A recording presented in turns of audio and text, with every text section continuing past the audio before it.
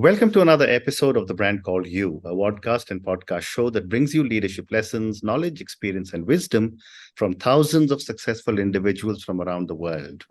I'm your host, Ashutosh Garg, and today I'm delighted and privileged to welcome a very accomplished professional from Lithuania, Laura Gerrits. Laura, welcome to the show.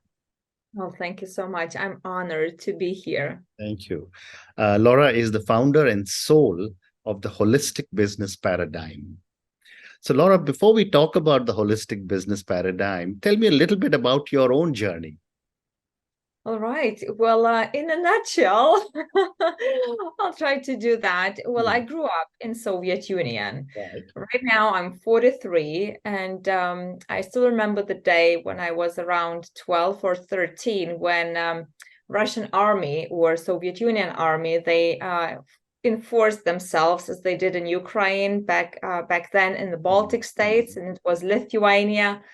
And I vividly remember how our lives actually changed when Lithuanians and other Baltic countries, we stood up for our independence and freedom. So, of course, the entire planning economy collapsed. So all the factories, all the service companies, if we can call them companies, they were closed down. And literally millions of people who only knew the planning economy were out of jobs. So that means my mom and my dad too. So growing up together with my sister, we saw for these teenage years the transition of our country from the one being like, not dependent to finding its own identity and setting up businesses and entrepreneurship.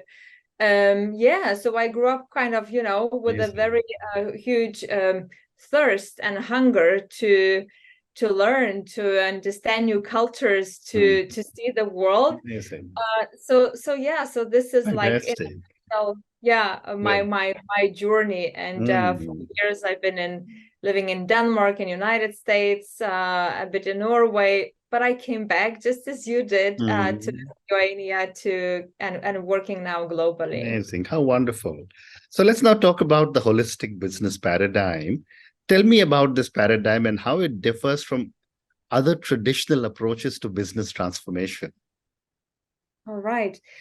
I love that question.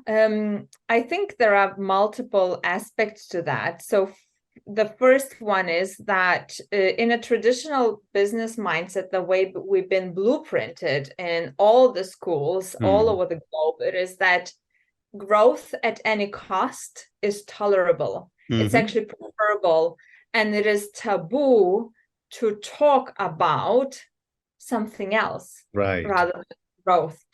And it's linear, it's top down. We have these verbs like let's cascade strategies, meaning cascade, you pour that down, and there is this separateness from not only in between the layers and silos, not only in between clients and suppliers, but there is a separateness from whole human and the company. And again, the separateness from the company to the world and to the planet. So that is kind of those multiple differences where in the holistic kind of business paradigm, I want to bring, first of all, whole human aspect to the boardroom conversations, to the leadership conversations, and not only destroy top-down hierarchical structure, red and green nonsense KPIs of being efficient in one function on the behalf of another function,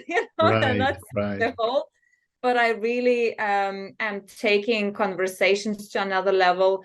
Whereas, for example, in the boardroom, people are talking about growth and amplifying the impact, but I really want them to be courageous enough to bring their inner dialogue, to the room, because that's normally where we know always when we are lying to ourselves, but we don't dare to say that loudly, and we kind of swallow that.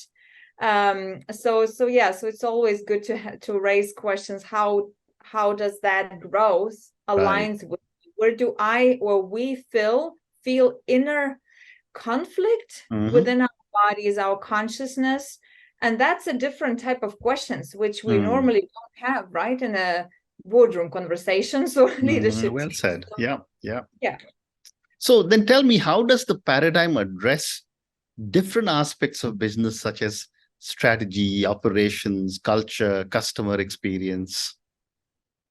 All right. Yeah. I mean, again, throughout many years of me evolving as a human with clients, with the world, and I am finding deeper and deeper nuances to that. But I think the most significant part it is when we speak about the strategy, or even before the strategy, it is truly going so deep into our consciousness internally, and from within discovering what's our most audacious impact worth dying. And I literally mean that. I ask always the leadership team, like, what is that? It's worth your death. Right. You will work in the company for maybe ages, maybe even for maybe 5 years only, but you really want to tap into your inner self and understand that why, and even change that why, adapt that why, because it has to be so big, to my mind, the impact of the company, that it produces not only net positive kind of good things in the world, but as well that it gives so much energy and courage to experiment, bravery, to try new things out and not play small. So it even starts before the strategy. And for example, we can just take any example as a company. It's Naveen Jain, who is as well an Indian entrepreneur. He has a company, Vayam, and it impact is to prevent any disease in the world. It's huge, right? So when you have that type of bigness, actually you don't need a strategy anymore. You don't need to cascade that down. You just need to weave that discipline with clients, with supply, with the entire ecosystem.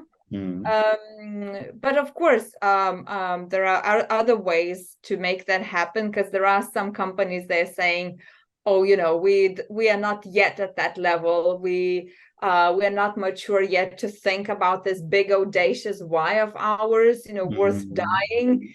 Then we say, fine, then where you want to be, and what do you want, what footprint you want to leave in the world, and what's that why? And of course, then you can always kind of, put the strategy around, knit that, as I say, don't call it cascade down, but knit it horizontally across your ecosystem, understand the interdependent parts, and how different both functions, clients, parts of your whole are interacting with each another to make it, to fulfill that, because that's actually the gray zone, and we have blinds on our eyes. Well said.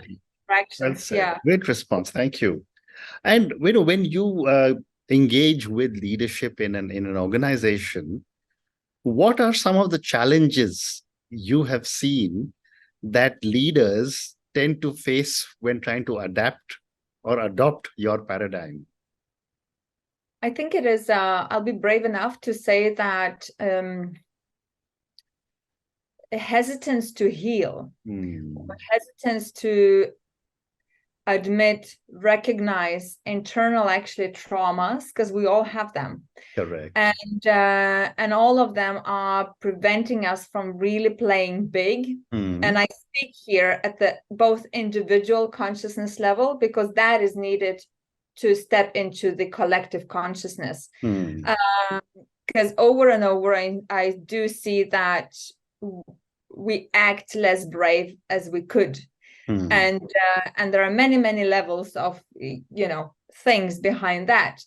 But that is the biggest challenge I see, that it's lack of bigness and freeing yourself from yourself to truly coax, as I say, truly holistic business empire, changing the world. And of course the other ones are more like technical, as always. Absolutely. Yeah. But tell me, Laura, in a rapidly changing business environment, how do you help organizations to stay agile and adaptable? Mhm. Well, it goes, I believe there are two pillars. Of course, the one it is collective consciousness. Mm-hmm. And when I say that, I truly mean when we have, and I will now explicitly say, daily holistic business accountability, where it's not based on functions, it's not based on separateness, it's based on unity, inclusivity, thinking and acting brave and vulnerable, where we have those accountability meetings. We are brave enough to raise those questions. Where do we see the conflict? Right. Within ourselves? We have all the Gantt charts, we have KPIs, we have end-to-end measures, you name it, we've got it all the companies have it. But are we conscious enough as that collective team to really bring those vulnerable questions forward, and instead of doing for the doing's sake, say, no, stop, we don't have to do that. So that's kind of that's kind of number one thing. And of course, the second one, it is to craft that holistic business accountability, where we are opening or melting those boundaries between silos and clients and suppliers, and are brave enough to show our kitchen, which is not perfect. There are mudas or inefficiencies all over the place. But when you do that on a daily basis, when you have dashboards, you have visual accountability, and you have bravery and honesty to talk the truth. I mean, the truth is for me, the truth is that missing point in any business books that gives us really, really speed and adaptiveness. Well said. Yeah. Well said. I love your phrase, show the kitchen. I think that's such a powerful statement, because you're then able, what you're saying is you're able to bear your inner soul to the holistic paradigm, and very powerful comment. Thank you. And my other question, Laura, is that when you work with the CEO and the C-suite, where does the accountability lie to make a change? Everyone and no one, right? I mean, it's a big philosophy, but of course, depending, again, context is the king. Who is the CEO? Is he a partial owner? Is he hired? Who is above him? Things like that.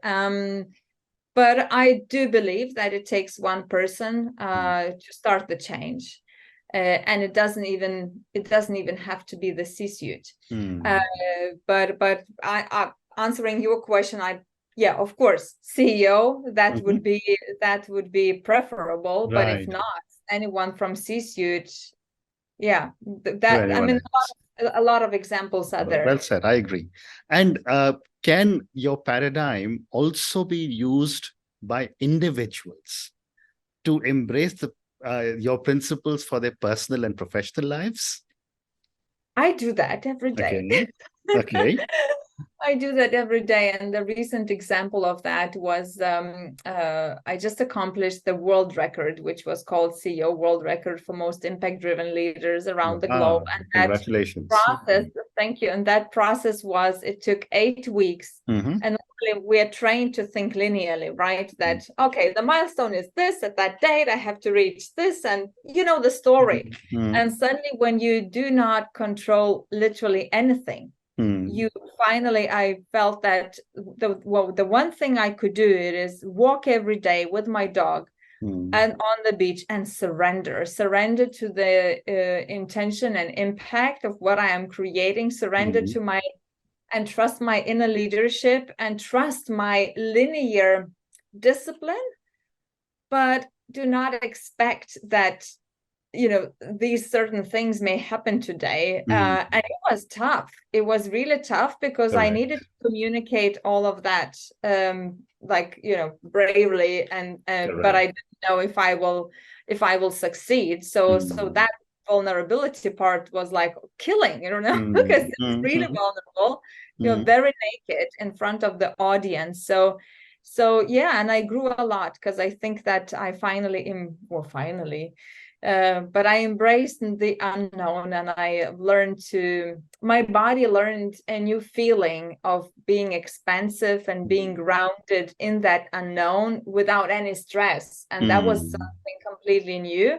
So yeah, that's how I Amazing. practice. Thank you for sharing with me your own example. My next question is that how does the paradigm support diversity, equity, and inclusion in organizations? Well, I think, again, holistic as such, a word holistic already means kind of whole, or it's inclusive, it's diverse. But again, there are people who make the decision how inclusive or how open that the wholeness is, their whole ecosystem. So it comes again to the bravery part and vulnerability, and seeking to embrace meet new people who are from different cultures, different genders, different ages, generations, and see how what you can learn for yourself or within yourself. But I guess it's not, I would probably say it's not the holistic business paradigm as such. It's still me, you, and others as human beings who make that decision. Right. How open we want to be for others, and how united and and little separation we want to have and are ready to have. Very interesting. My next question is that there are lots and lots and lots of positives that we have spoken about. Are there any risks? And if so, how can they be mitigated? Yeah, I guess with the holistic business approach, the main risk is to look at that as a tool, because it has very strong horizontal accountability. Right. It's very much, it's merging linear and non-linear worlds. So a lot of CEOs can finally see, as with Toyota Production System, as with any other, shiny methods, that I will have the control. And if that intention is, okay, finally, I will have the control over them, that's the risk. Correct. That's the main risk. So it's very important that it starts with the whole human aspect. It is him or her makes the decision to open up their own kitchen internally to their people and say, I'm not perfect, but I want to grow, and I want to deepen my consciousness and raise above my ego and all the privileges. So it's a lot of healing. Again, psychology is in here very much. Yeah, well said. And is there any way for you to measure success and impact once an organization has agreed to implement your paradigm?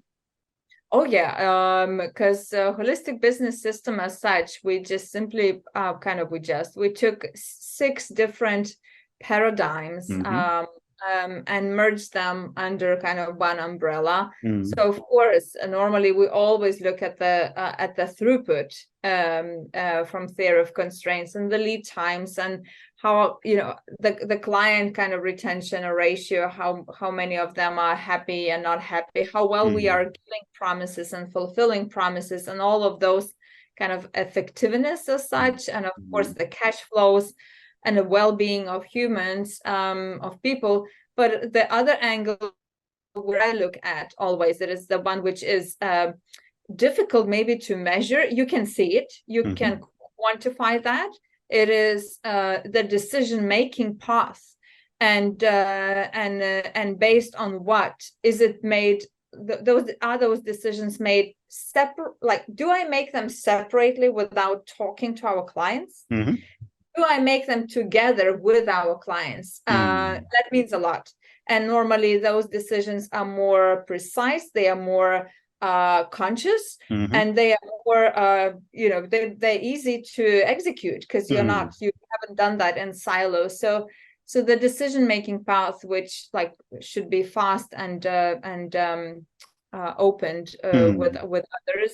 So yeah, so it's measurable with all the probably classical measures, but definitely what there is one emphasis we always look at, it is the demand and capacity and the bottom line, the profit, how well we are giving promises to the clients by knowing our capacity, and then how we are fulfilling that. And through those dashboards, through the holistic business accountability, we're on a daily basis observing our abilities to make that happen. Fascinating. So I have time for two more questions for you. My next question is that how can an organization ensure sustainability of their transformational efforts once they have implemented your paradigm? Normally, they wouldn't. Their bodies would have already the memory of what does it mean on a daily basis to stand up and be accountable and be brave and be vulnerable. So if they throw this out, there is nothing left, because that's the way you not only train yourself, but you train others. You can even say control yourself, right? Control your positive intention, and control the intention of that impact we want to create. So of course, if they drop that, nothing will happen. I'm just thinking, what else? Probably there is nothing more. Yeah, it's only that part. I understand. And my last question for you, Laura, and this is for the many, many people who will listen to our conversation.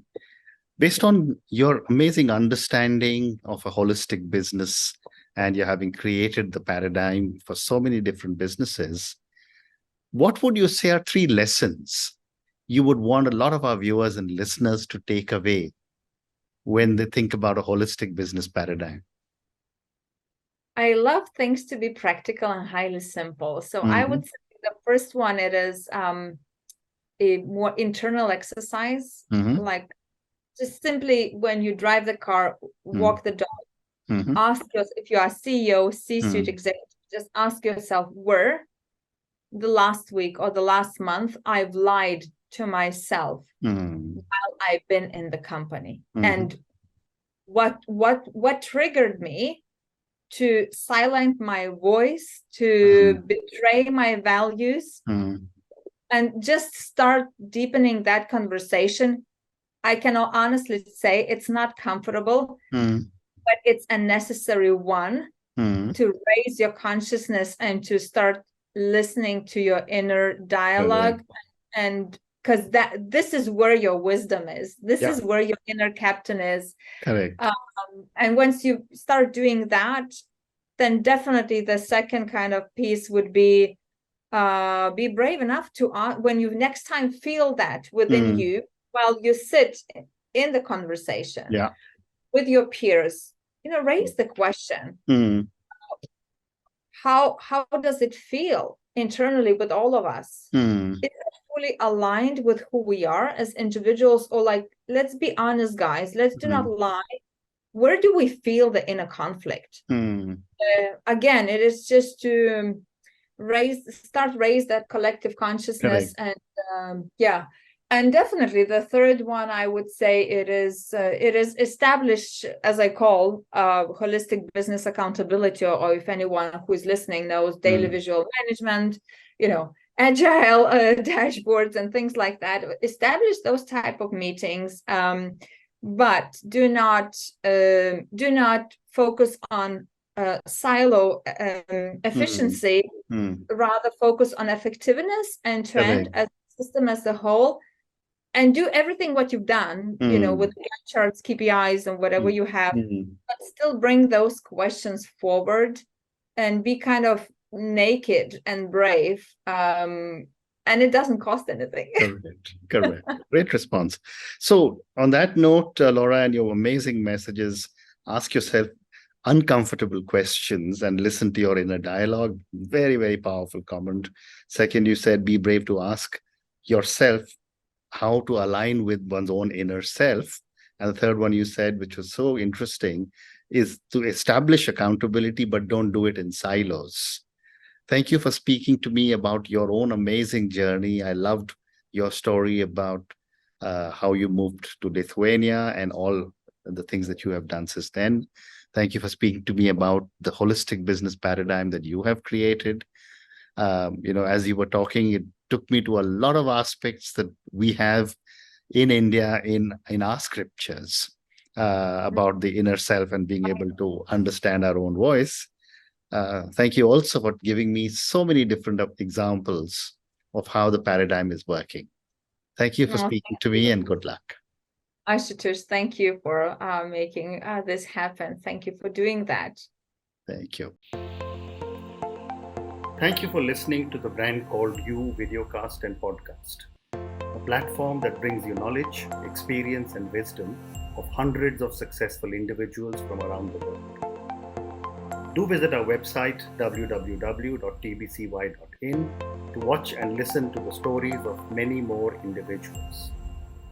You can also follow us on YouTube, Facebook, Instagram, and Twitter.